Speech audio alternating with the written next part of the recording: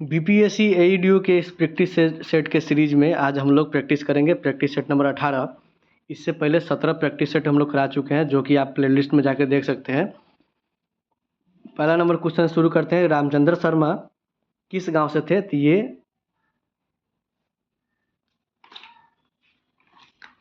ये थे अमरोहा गांव से। अमरोहा गांव पटना में पड़ता है। ये अमराहा नहीं है, अमहारा नहीं है, अमरोहा है।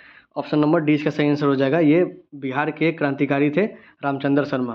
क्वेश्चन नंबर 2 पे आते हैं। समय समय पर निम्नलिखित में से कौन सा विनियम नियंत्रण नियमावली भारत के विदेशी विनियम के संदर्भ में प्रकाशित करता है? तो ये काम है भारतीय रिजर्व बैंक का, आरबीआई का ये काम है।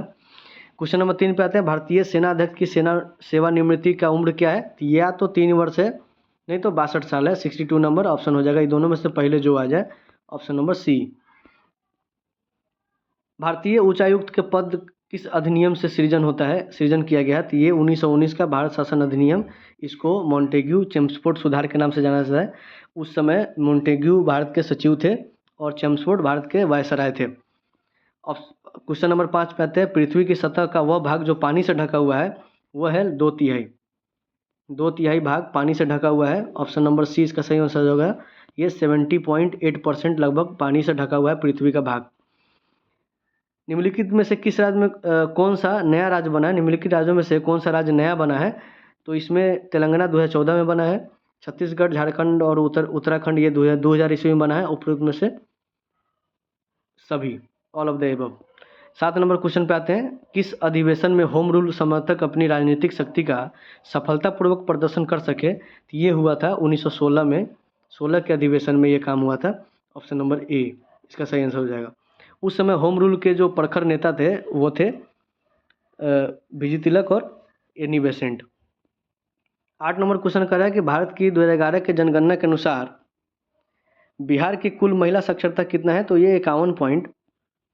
बिहार में महिला का साक्षरता कितना है? 51.5%, जो कि इनमें से कोई नहीं है 8 नंबर क्वेश्चन का। वहीं पुरुष का पूछ देगा तो 71.2%, ओवरऑल पूछ देगा तो 61.8%। चलिए अगले नंबर क्वेश्चन पे आते हैं। क्वेश्चन नंबर हो जाएगा 9, और 9 क्वेश्चन कर रहा है कि मुजफ्फरपुर, दरभंगा तथा चंपारण जिले में कौन सी मिट्टी अधिकांशतः पाई जाती है? तो ये पाया जाता है नवीन जलोढ़ मिट्टी। इस एरिया में बहुत सारे जो हिमालयी नदी हैं, इस कारण से नवीन जलोढ़ मिट्टी ज़्यादा पाया जाता है। वाल्मीकि राष्ट्रीय उद्यान की स्थापना किस वर्ष हुआ था? तो ये हुआ था 1990 में। इसका स्थापना हुआ था 1990 में। 1953 में इसको संरक्षण दिया गया था। 1978 में इसको वाइल्ड लाइफ सेंचुरी का दर्जा मिला था और 1990 में ये नेशनल पार्क बन गया था। कौन? Valmiki national park. Option number 20 का सही आंसर हो जाएगा। क्वेश्चन नंबर 11 पे आते हैं। इनमें से किसमें बिहार की गिद्ध संरक्षण योजना शुरू की गई थी? तो पहली बार ये शुरू हुआ था वाल्मीकि टाइगर रिजर्व से। ऑप्शन नंबर सी।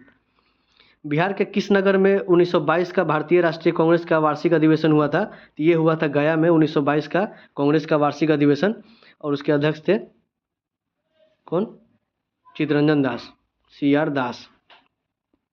13 नंबर क्वेश्चन कर रहा है कि 5 अक्टूबर 1926 को इनमें से किस नेता ने रांची के स्थानीय आर्य समाज भवन में खादी प्रदर्शनी का उद्घाटन किया था? तो ये थे भारत के पहले राष्ट्रपति Rajendra Prasad. Option number A.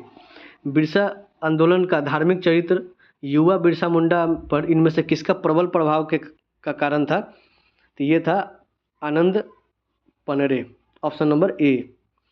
Binary code में संख्या 7 को कैसे लिखा जाता है? तो 7 को लिखा जाता है, अगर 1 2 4 ऐसे करते जाएंगे 8, तो यहाँ पे 4 2 6 1 7, यानी कि 1 1 1। Option number B. INS Viraat नामक भारतीय नौसेना का भारतीय महासागर में एकमात्र वायुयान धारक 1959 में किस नाम से रॉयल ब्रिटिश नेवी में शामिल किया गया था? तो ये किया गया था HMS हर्मिस। ऑप्शन नंबर ए। और इसको INS विराट को 2017 में रिटायरमेंट दे दिया गया। शरीर की प्रतिरोधकता क्षमता से जुड़ा सबसे महत्वपूर्ण कोशिका कौन सी है? तो ये है लिम्फोसाइट। वाइट ब्लड सेल को लिम्फोसाइट बोलते हैं। 18 नंबर क्वेश्चन कर रहा है कि आधान यानी कि ट्रांसफ्यूजन में रक्त न केवल रक्त के प्रकार बल्कि डैश पर भी संगत होना चाहिए। तो ये RH फैक्टर कारक पर भी संगत होना चाहिए। RH फैक्टर अगर उपस्थित है तो प्लस होगा, उपस्थित नहीं है तो माइनस होगा। पिट्यूटरी ग्लैंड कहाँ स्थित होता है? तो ये मस्तिष्क में होता है, ब्रेन में होता है। निम्नलिखित में से डैश हमारे शरीर के तापमान को नियंत्रित करने के लिए सबसे सटीक सक्रिय रूप से कार्यरत होता है? तो ये होता है हाइपोथैलेमस। हाइपोथैलेमस ऑप्शन नंबर ई, इनमें से कोई नहीं। निम्न में से कौन सा पौधे में मौजूद होता है लेकिन जानवरों में नहीं होता है? तो ये होता है सेलुलोज। सेलुलोज के कारण ही बाहरी परत उसका बहुत कठोर होता है, पादपों का। प्रकाश संश्लेषण निम्न में से तेज हो जाता है किसमें? तो ये लाल प्रकाश में सबसे तेज होता है प्रकाश संश्लेषण का क्रिया। पराग कोष में क्या होता है? तो ये पराग कोष में परागकण होता है जो कि मेल गैमेट है, मेल गैमेट है। जल में कार्बन डाइऑक्साइड प्रवाहित करने पर बना सोडा वाटर ये किस प्रकृति का होता है? तो ये अम्लीय होता है। जब H2O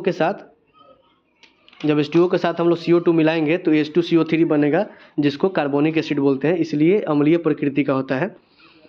दवाई उत्पादन में इथाइल अल्कोहल का प्रयोग किया जाता है किस चीज़ में? तो एंटीसेप्टिक के रूप में किया जाता है। ऑप्शन नंबर बी इसका सही आंसर हो जाएगा। जिंक ऑक्साइड का साधारण रूप से किसके उत्पादन में प्रयोग किया जाता है? जिंक ऑक्साइड किस में प्रयोग किया जाता है? तो इन तीनों ऑप्शन में किस में हो जाएगा? पेंट्स में हो जाएगा। Option number B. निम्न में से कौन सा कोलाइड नहीं है? तो रक्त और धुआं एक कोलाइड है, सिरका कोलाइड का उदाहरण नहीं है। 28 नंबर क्वेश्चन कर रहा है कि निम्नलिखित में से कौन सा गलत है? तो गलत कौन सा है? मिश्र धातु मिश्रण के कारण धातु के गुणों को सुधार में मदद करता है, सही है। मिश्र धातु दो या दो से अधिक धातुओं का विसमांगी नहीं, ये विसमांगी नहीं समांगी मिश्रण होता है। मिश्र धातु का गलनांक शुद्ध धातु के गलनांक से कम होता है। मिश्र धातु के कुछ परिचित उदाहरण कौन सा है? पीतल है, कांसा है, स्टील है, ये सही है। ऑप्शन नंबर बी इसका सही आंसर हो जाएगा, क्योंकि विसमांगी नहीं समांगी मिश्रण होता है। साबुन ग्रीस को हटाता है किस विधि द्वारा? तो ये पाइसीकरण द्वारा साबुन को जो है ग्रीस को हटा देता है। निम्न में से किसे श्वेत धातु कहा जाता है? तो ये प्लेटिनम को कहा जाता है श्वेत धातु। अपेक्षिकता का सिद्धांत इनमें से किस वैज्ञानिक ने प्रस्तुत किया था? तो ये किए थे अल्बर्ट आइंस्टीन। ऑप्शन नंबर ए हो जाएगा। विद्युत विभव को मापने के लिए किस उपकरण का प्रयोग किया जाता है? तो ये किया जाता है वोल्टमीटर को।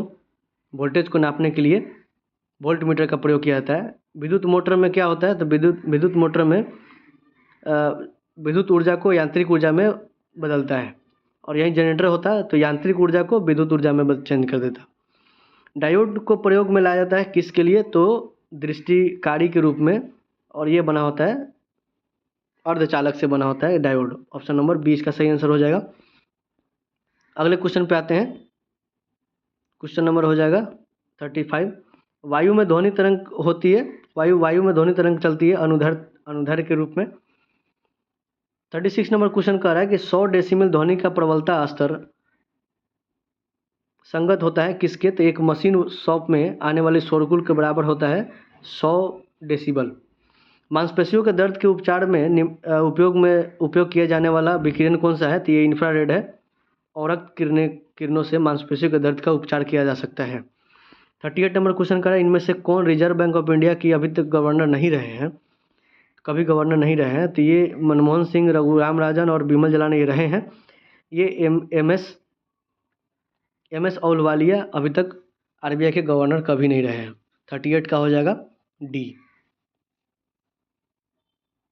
अगले नंबर क्वेश्चन पे आते हैं। क्वेश्चन कर रहा है कि ओएनजीसी की निगम के रूप में स्थापना कब हुआ? तो ओएनजीसी का निगम के रूप में स्थापना हुआ 39 का हो जाएगा 1956।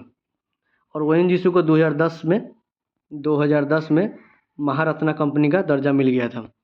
इनमें से कौन भारत के सूक्ष्म वित्तीय संस्थानों की सूची में शामिल नहीं है? ये है अटल पेंशन योजना, ये सूक्ष्म संस्थान में शामिल नहीं है। भारत की नई औद्योगिक नीति 1991 आधारित है। 1991 आधारित है किस पे? ये एलपीजी मॉडल पर आधारित है। लिबरलाइजेशन, प्राइवेटाइजेशन एंड ग्लोबलाइजेशन, यानी कि उदारीकरण, वैश्वीकरण और निजीकरण। ऑप्शन नंबर डी इसका सही हो जाएगा, all of the above. Question number 42 कर रहा है कि भारत में ग्रामीण विकास के लिए एपीजे अब्दुल कलाम द्वारा प्रस्तावित व्यूहरचना पूरा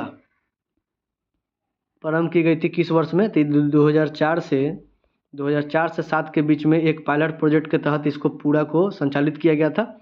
2004 इसका सही आंसर हो जाएगा। और पूरा का मतलब क्या है? ये है प्रोविजन ऑफ अर्बन इम्यूनिटिंग और इन रूरल एरिया, PURA। अगले नंबर क्वेश्चन पे आते हैं। क्वेश्चन नंबर 43 संघीय बजट के अनुसार वित्तीय वर्ष 2022-23 के दौरान जीडीपी में अनुमानित राजकोषीय घाटा कितना था? ये तो था 6.4%, लेकिन ये अब इम्पोर्टेंट नहीं है। अभी आपके लिए जरूरी है 2025 से 26 के बीच में जो राजकोषीय घाटा है वो है 4.4%। ये याद रखने का ही काम करिएगा। 44 नंबर क्वेश्चन पे आते हैं। 44 नंबर क्वेश्चन कह रहा है कि भारत में नवीन आर्थिक योजना का शुभारंभ कब से हुआ था? तो ये जुलाई 1991 से हुआ था, जब नया मॉडल तैयार हुआ था एलपीजी। उसके बाद की आर्थिक योजना को बोलते हैं नवीन आर्थिक योजना। 45 नंबर क्वेश्चन, भारतीय संविधान का कौन सा अनुच्छेद प्राथमिक स्तर पर मातृभाषा में शिक्षा की सुविधा से संबंधित है? तो 45 नंबर क्वेश्चन का हो जाएगा ये 7वें संविधान संशोधन में जब एक आर्टिकल 1956 7वें संविधान संशोधन 1956 में जब आर्टिकल जोड़ा गया 350A, उसमें ये बताया गया कि राज्य सरकार का ये काम है कि मातृभाषा में बच्चों का शिक्षा प्रदान करना। 46 नंबर क्वेश्चन कर रहा है कि भारत के संविधान का अनुच्छेद 312 किससे संबंधित है? तो ये नया युग अखिल भारतीय सेवाओं से संबंधित है। ऑप्शन नंबर 20 का सही आंसर हो जाएगा। निम्नलिखित में से कौन राजनीतिक दलों के स्तर को मान्यता प्रदान करता है? ये काम है किसका? निर्वाचन आयोग का, इलेक्शन कमीशन का काम है। उच्च न्यायालय के कार्यक्षेत्र में बदलाव किसके द्वारा किया जा सकता है? तो ये काम सिर्फ सांसद कर सकता है, ओनली पार्लियामेंट। ऑप्शन नंबर ए। वर्तमान में सर्वोच्च न्यायालय के न्यायाधीशों की संख्या कितनी है? तो अभी है 33 + 1 यानी कि 34। एक होंगे उसमें सीजीआई और बाकी अन्य जज होंगे 33। तो ऑप्शन हो जाएगा ई, इनमें से कोई नहीं। भारत के संसद का व्यय किसके द्वारा नियंत्रित किया जाता है? तो 50 नंबर क्वेश्चन का आंसर हो जाएगा कैग, यानी कि ऑप्शन नंबर डी, CAG, नियंत्रक व महालेखा परीक्षक।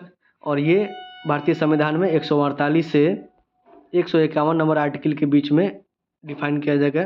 कैग के बारे में डिफाइन किया हुआ है।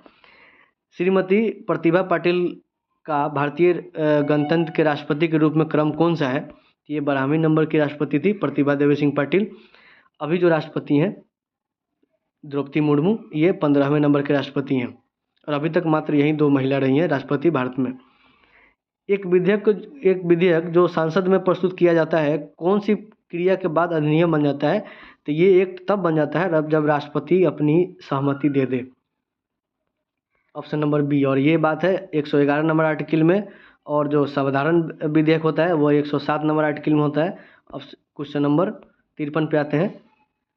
राज्यसभा में निम्न राज्यों की सीटों का उचित अवरोही क्रम यानी कि डिक्रीजिंग ऑर्डर में बताना है। तो इसमें हो जाएगा उत्तर प्रदेश का हो जाता है 31, उसके बाद महाराष्ट्र का हो जाएगा 19, तमिलनाडु का हो जाएगा 18 और बिहार का हो जाएगा 16, यानी कि ऑप्शन नंबर सी इसका सही आंसर हो जाएगा, option number C. 54 number question पे आते हैं। सर्वोच्च न्यायालय ने किस केस के में कहा कि निजता का अधिकार मौलिक अधिकार है, जो राइट ऑफ टू प्राइवेसी है वो फंडामेंटल राइट है। तो ये कहा था केस पुट्टास्वामी केस में कहा गया था कि राइट टू प्राइवेसी जो है वो फंडामेंटल राइट्स है। गोलकनाथ बनाम पंजाब राज्य, Golaknath versus state of Punjab, ये किससे संबंधित है? तो ये मौलिक अधिकारों से संबंधित है। ऑप्शन नंबर ए इसका सही आंसर हो जाएगा। भारतीय संविधान का कौन सा अनुच्छेद किसी भी व्यक्ति को कानून के समक्ष समानता और कानून के समान संरक्षण सुरक्षा प्रदान करता है? तो ये आर्टिकल नंबर 14 विधि के समक्ष समानता का बात करता है, आर्टिकल नंबर 14। निम्नलिखित में से किनसे निर्धारित होता है कि भारत का संविधान परिसंघीय है? तो ये जब केंद्र और राज्य के बीच में शक्तियों का वितरण देखेंगे तब पता लगेगा कि भारत का संविधान जो है वो परिसंघीय है। Option number C. संविधान प्रारूप समिति के अध्यक्ष कौन थे? तो प्रारूप समिति के अध्यक्ष थे अम्बेडकर। के मुंशी भी उसके सदस्य थे। इसमें 7 मेंबर थे और इसके अध्यक्ष थे कौन? अम्बेडकर साहब। जो संविधान सभा था इसके अध्यक्ष थे राजेंद्र प्रसाद और उपाध्यक्ष को थे एच.सी. मुखर्जी। अगले नंबर क्वेश्चन पे आते हैं। क्वेश्चन नंबर कह रहा है 59। निम्नलिखित में से कौन सा भारत की संविधान सभा के संवैधानिक सलाहकार थे? तो ये थे बी.एन. राव।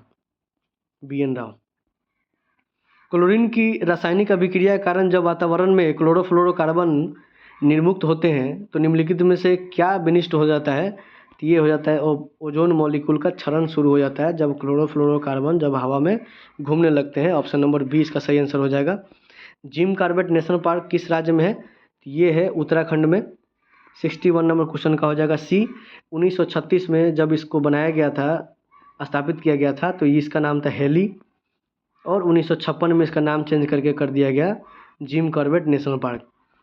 अगले नंबर क्वेश्चन पे आते हैं 62 नंबर क्वेश्चन, किस राज्य में आरक्षित वन क्षेत्र सबसे अधिक है? तो ये मध्य प्रदेश में होगा सबसे अधिक। सतत विकास यानी कि सस्टेनेबल डेवलपमेंट का सिद्धांत निम्न में से किसने प्रतिपादित किया? तो ये किया था ब्रंटलैंड आयोग ने किया था सस्टेनेबल डेवलपमेंट का सिद्धांत का प्रतिपादन। 64 नंबर क्वेश्चन कर रहा है कि निम्नलिखित में से कौन सा एक अजैविक नवीनीकरण पदार्थ है? अजैविक, तो ये DDT हो जाएगा। DDT को अधिकतर देशों में बैन करके रखा गया है। इसका आंसर हो जाएगा DDT, option number D. International union for conservation of nature द्वारा लुप्त प्राय घोषित सौरिया पंडुयाना पौधा निम्नलिखित में से भारत के कहाँ पाया जाता है? तो ये पाया जाता है तमांगलंग, मणिपुर में, और ये विलुप्त प्राय है, ये इंडेंजर्ड लिस्ट में शामिल है। विश्व में अधिकतम संभाव्य जल शक्ति वाले कतिपय नदी बेसिन कौन सा है? तो ये है कांगो, कोलंबिया और यांगटीसी नदी। ये 66 नंबर का हो जाएगा ए। चंद्र ग्रहण कब लगता है? चंद्र ग्रहण तब लगता है जब सूरज और चंद्रमा के बीच में जब पृथ्वी आ जाए, ऑप्शन नंबर सी। सौर ऊर्जा निम्नलिखित में से किससे प्राप्त होता है? तो ये होता है सूर्य के ऊर्जा से हम लोग सौर ऊर्जा प्राप्त करते हैं। 69 नंबर क्वेश्चन पूछ रहा है कि सूर्य के प्रकाश को धरती की सतह तक पहुंचने में कितना समय लगता है? तो ये लगता है 8.5 मिनट, यानी कि 8 मिनट 19 सेकंड के आसपास लगता है। निम्नलिखित में से कौन सा कथन उत्तरी अमेरिका महाद्वीप को कि लेक सुपीरियर के संबंध में सत्य है? तो ये सत्य ये है कि कनाडा और USA के मध्य भौगोलिक सीमा बनाता है, जोग्राफिकल बाउंड्री बनाता है कौन? Superior lake. किसके बीच? कनाडा और USA के बीच बॉर्डर बनाता है। 71 नंबर क्वेश्चन कर रहा है, निम्नलिखित में से कौन सी नदियाँ हैं इनमें से? तो विक्टोरिया और चाड तो अफ्रीका में है, ये झील है। स्वेज नहर और पनामा एक नहर है। इरी हुरन एक झील है। और मरे और डार्लिंग क्या है? एक नदी है, ऑस्ट्रेलिया का प्रमुख नदी है मरे और डार्लिंग, ऑस्ट्रेलिया देश में है। निम्नलिखित में से रूस की कौन सी एक नदी प्रशांत महासागर की ओर बढ़ती है? यानी कि प्रशांत महासागर की ओर बहने वाली नदी कौन सी है इन चारों में से रूस की? तो वो है अमूर नदी, ऑप्शन नंबर सी। भारत का प्रथम केबल आधारित रेलवे पुल किस राज्य या केंद्र शासित प्रदेश में है? तो ये है जम्मू एंड कश्मीर में स्थित है। तो 73 का हो जाएगा बी, 73 का हो जाएगा बी। और ये नदी कौन सी है? अंजी नदी के ऊपर बना है, 330 मीटर ऊंचाई पे है, जम्मू कश्मीर यूनियन टेरिटरी में स्थित है। ये भारत का पहला केबल ब्रिज आधारित रेलवे पुल है। भारत के खनिज तेल उत्पादक क्षेत्र और उसकी अवस्थिति का सही उगम कौन सा है? तो सुरमा घाटी कहाँ है? सुरमा घाटी दिग्बोई के आसपास है और ये असम में है, बात सही है। और लुनेर क्षेत्र कहाँ है? ये गुजरात में है, अंकलेश्वर के आसपास। तो केजी बेसिन कहाँ है? ये है कृष्णा और गोदावरी। केजी बेसिन कहाँ है? ये आंध्र प्रदेश में है। और तो इसमें क्षेत्र सही सुमेलित पूछा है, तो इनमें से एक से अधिक हो जाएगा, यानी कि बी, ए और बी, आंसर डी। राजस्थान के नागौर, बीकानेर, जोधपुर और जैसलमेर राष्ट्रीय स्तर पर किस खनिज का 80% तक अधिक उत्पादन करता है? तो ये जिप्सम का करता है उत्पादन, ऑप्शन नंबर ए इसका सही आंसर हो जाएगा। अगले क्वेश्चन पे आते हैं, क्वेश्चन नंबर 76। भारत में निम्नलिखित में से कौन सी नदी घाटी कोयले के भंडारण से समृद्ध है? तो ये है दामोदर नदी घाटी, महानदी और सोन। ये तीनों घाटी मिलकर 75% कोयला उत्पादन करता है भारत का, ऑप्शन नंबर डी इसका सही आंसर हो जाएगा, ऑप्शन नंबर डी। सोन नदी का उत्पत्ति स्थल अमरकंटक कहाँ स्थित है? तो ये है मैकाल श्रेणी में स्थित है, मध्य प्रदेश में स्थित है। और अमरकंटक से 2 नदी निकलती है, एक तो निकलती है सोन और एक निकलती है नर्मदा। असम घाटी में ब्रह्मपुत्र नदी की लंबाई कितनी है? तो असम घाटी में ब्रह्मपुत्र नदी की लंबाई है 750 किलोमीटर के आसपास, ऑप्शन नंबर हो जाएगा कोई नहीं, ऑप्शन नंबर ई। बांग्लादेश में स्थित यमुना, पद्मा, मेघना द्वाब की सागर तल से ऊंचाई कितनी है? तो ये 20 से 50 मीटर के बीच स्थित है, ऑप्शन नंबर ए हो जाएगा। 80 नंबर क्वेश्चन पूछ रहा है कि एक सन्यासी जो फिजी में एक गिरमिटिया मजदूर के रूप में काम करने के बाद उस जिले में अपनी पीठ पर तुलसीदास रामायण की एक प्रतिमा लेकर आया था, जिसमें वह ग्रामीण श्रोताओं को चंद सुनाता था। यहाँ किस किसान का जिक्र हो रहा है? तो ये है बाबा रामचंद्र। ये फिजी में एक गिरमिटिया मजदूर थे, बाबा रामचंद्र। 81 नंबर क्वेश्चन पूछा, दरभंगा राज्य क्षेत्र में किसने किसान आंदोलन का नेतृत्व किया था? तो ये किए थे विद्यानंद, स्वामी विद्यानंद। ये दरभंगा क्षेत्र में किसान आंदोलन का नेतृत्व किए थे दरभंगा राज्य के विरुद्ध में।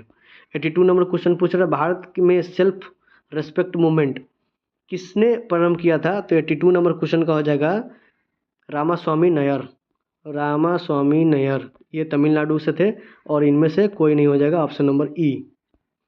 निम्नलिखित में से कौन सा कथन सही है? तो राजा राम मोहन राय नवीनीय शिक्षा के अग्रणी थे, तो अग्रणी थे क्योंकि हिंदू कॉलेज 1817 में और वेदांत कॉलेज 1925 में इन्हें स्थापना किए थे डेविड हेयर के सहायता से। दूसरा नंबर करें, दयानंद सरस्वती ने भारतीयों के लिए नारा दिया था, ये बात सही है, ये भी बात सही है। विवेकानंद ने विश्व धर्म संसद में भाग लिया था, ये कब लिए थे? तो 1993 ईस्वी में लिए थे। तीनों ऑप्शन सही है, उपरोक्त में से एक से अधिक, ऑप्शन नंबर डी इसका सही आंसर हो जाएगा। 1784 ईस्वी में एशियाटिक सोसाइटी ऑफ बंगाल का आरंभ किसने किया था? तो ये किए थे विलियम जोन्स ने 1784 में।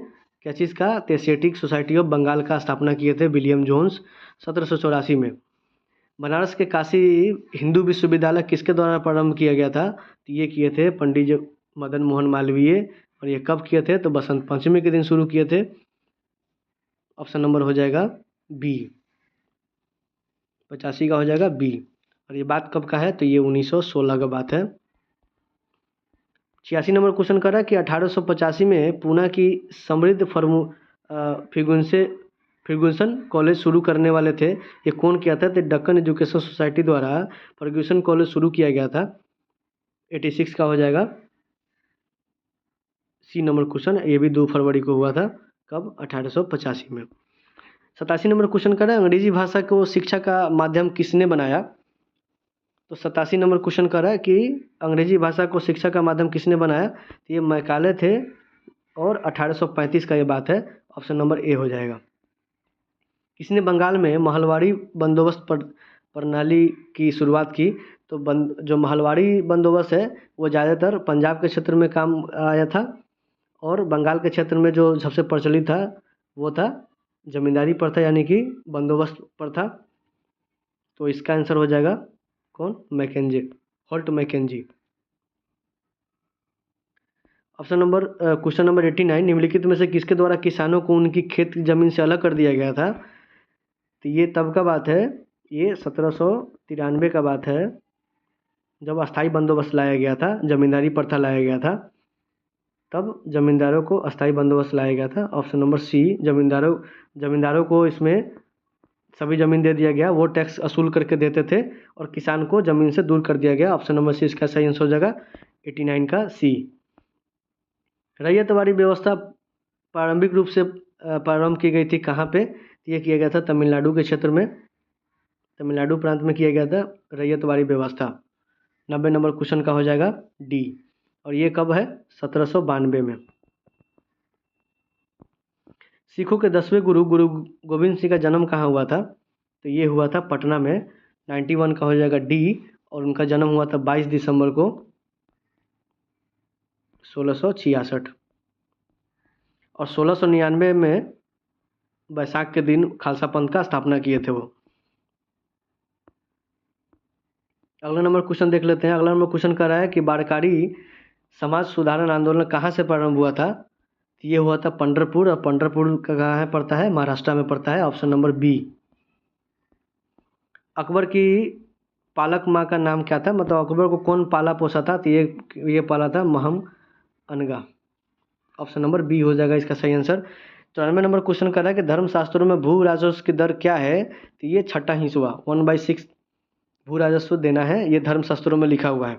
95 नंबर क्वेश्चन कर रहा है कि एरन अभिलेख का संबंध किससे है? तो 95 का हो जाएगा ये भानुगुप्त से, उपयुक्त में से कोई नहीं, ये भानुगुप्त है, भानुगुप्त। हरिसेन किस गुप्त शासक का दरबारी कवि था? तो हरिसेन जो था वह समुद्रगुप्त का दरबारी कवि था और यहीं जो है प्रयाग प्रशस्ति अभिलेख का रचना किया था। ये ऑप्शन नंबर 20 का सही आंसर हो जाएगा, हरिसेन समुद्रगुप्त। पंचतंत्र किसके द्वारा लिखा गया? तो ये विष्णु शर्मा के द्वारा लिखा गया था पंचतंत्र। निम्नलिखित में से प्राचीन भारत की कौन सी लिपि दाहिने और बाएं की तरफ लिखी जाती है? तो उस समय प्राचीन भारत में 2 लिपि था, एक ब्राह्मी और खरोष्ठी। ब्राह्मी लिपि था बाएं से दाईं ओर और खरोष्ठी लिपि था दाईं से बाईं ओर, यानी कि खरोष्ठी इसका सही आंसर हो जाएगा option number C. 99 number question पूछ रहा है कि चीनी यात्री सुंगयुंग ने भारत यात्रा की कब से कब किया था? ये किया था 515 ईस्वी से 520 ईस्वी में। ऑप्शन नंबर ए उसका सही आंसर हो जाएगा। राजनीति रत्नाकर के लेखक कौन है? राजनीति रत्नाकर के लेखक कौन है? तो ये है चंद्रेश्वर। चंद्रेश्वर जो है राजनीति रत्नाकर के लेखक है और ये मिथिला राज्य के क्या थे? ये मंत्री थे। इसका आंसर हो जाएगा ऑप्शन नंबर ए। ये आज का आखिरी प्रश्न था। Thank you for watching. धन्यवाद।